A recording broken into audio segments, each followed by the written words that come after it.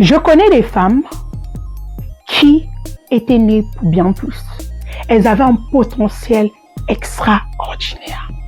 Elles étaient le genre de personnes, quand tu les vois, tu dis, waouh, la femme là, elle ira loin. Mais le mauvais choix du conjoint a fait que cette femme, pour qui on disait qu'il ira loin, a disparu.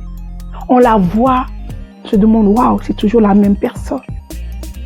On vit dans un monde où chaque jour, quand tu as dépassé 25 ans, tout le temps, on te dit, tu te maries quand? Ta propre famille, tu te maries quand? Les amis autour de toi, tu te maries quand?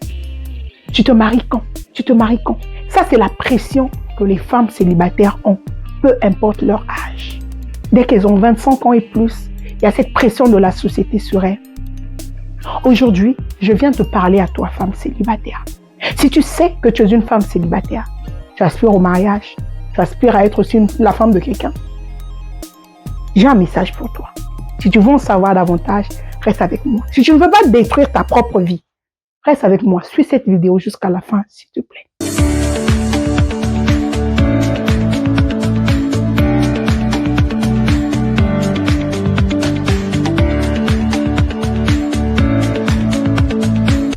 Hello, bienvenue dans cette vidéo. Je suis Gutlady Poiti, je suis entrepreneur, coach certifié et auteur. J'aide les femmes leaders à digitaliser et à monétiser leur passion, leur propreté intellectuelle de manière à impacter le monde sans avoir à travailler plus.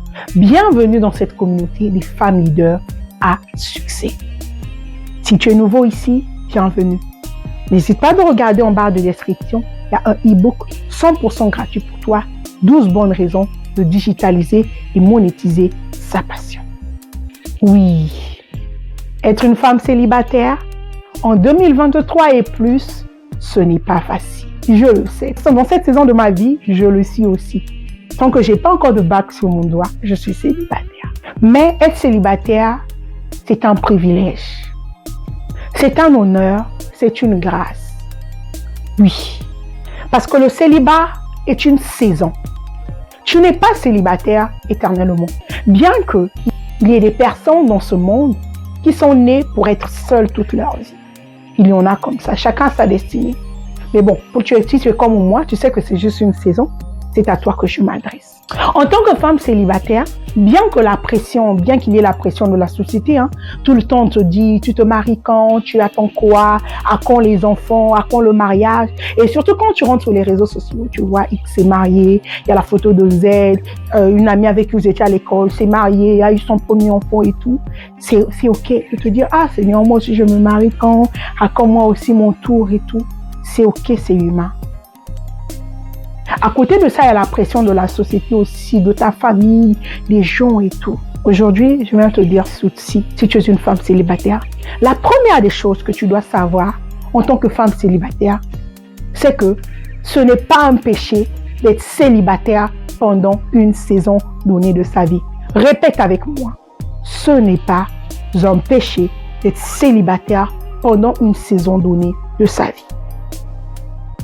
Le célibat est une période d'apprentissage. Pendant ta période de célibat, tu apprends à te connaître toi-même en tant que personne. Qui es-tu? Qu'est-ce que tu aimes? Quelles sont tes valeurs?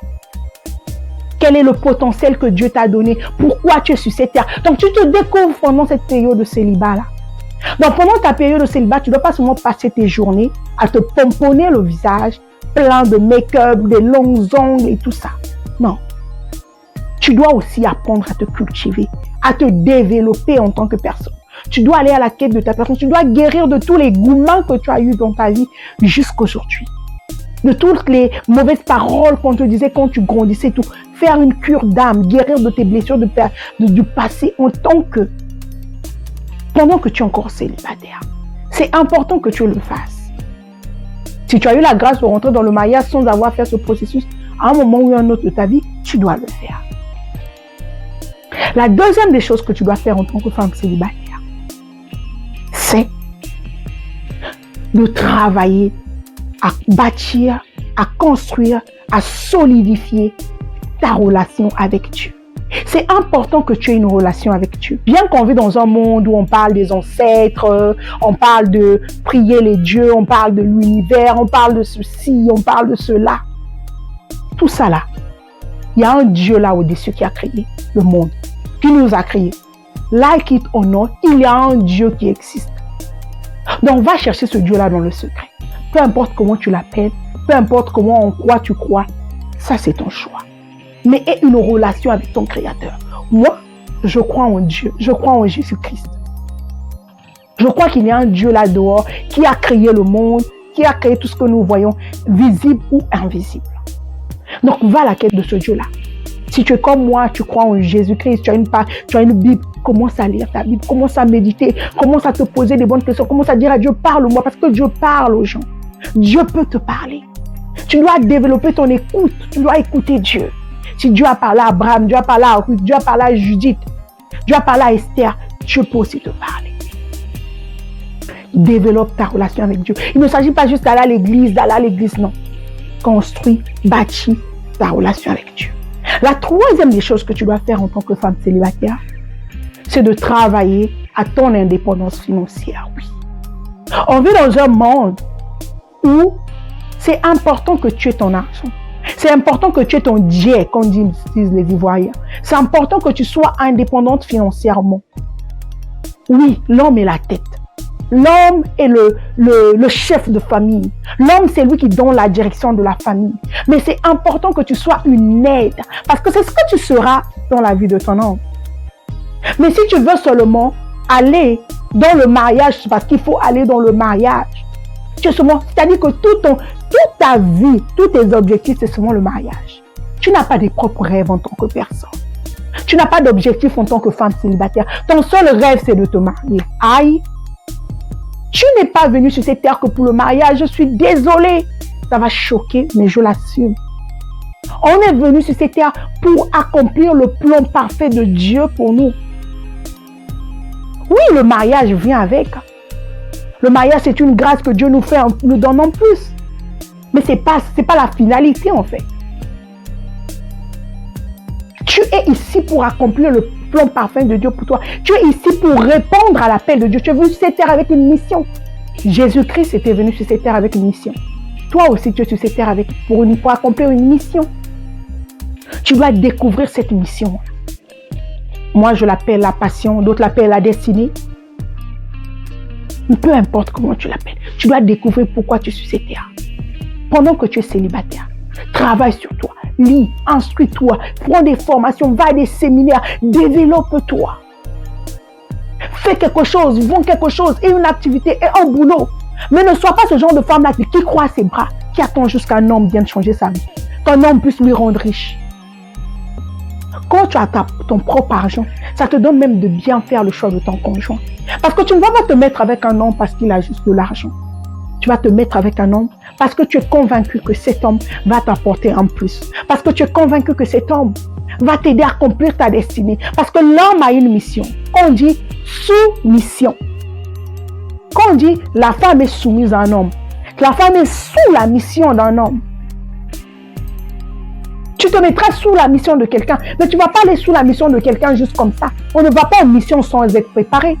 Tu ne verras pas les militaires, l'armée américaine, par exemple, aller en Afghanistan sans préparation. Tu dois te préparer spirituellement, physiquement, émotionnellement, mentalement, financièrement. Sois une femme célibataire épanouie.